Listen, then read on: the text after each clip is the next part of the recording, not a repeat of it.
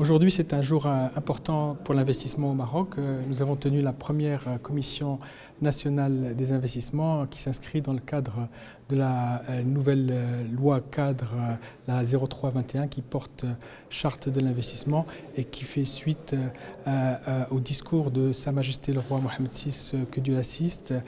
au cours de l'ouverture du Parlement en octobre 2021, au cours duquel il a appelé à la création d'une charte compétitive de l'investissement et dans les plus brefs délais. Et donc la loi a été promulguée, les textes d'application sont sortis, les décrets, les arrêtés. Et aujourd'hui, c'est toute cette gouvernance de l'investissement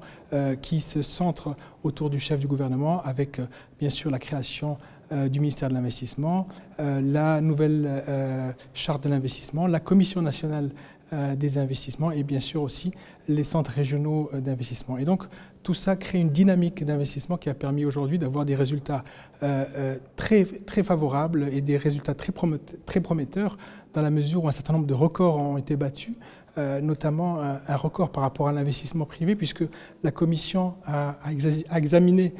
18 projets d'investissement pour un montant de près de 12 milliards de dirhams et qui crée quelque chose comme 17 500 emplois directs et indirects. À côté de ça, la Commission nationale des investissements a également validé des projets importants pour le groupe OCP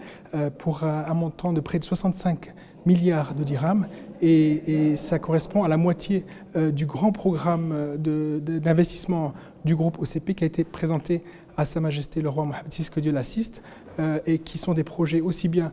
du core business de l'OCP dans la mine, mais également des projets d'assainissement d'eau, enfin de désalinisation d'eau, des projets énergétiques pour l'autoconsommation et pour la production également d'hydrogène vert. Il y a eu aussi une première lors de cette Commission nationale des investissements, puisque pour la première fois, le caractère stratégique a été donné à des projets, et là encore, c'est des montants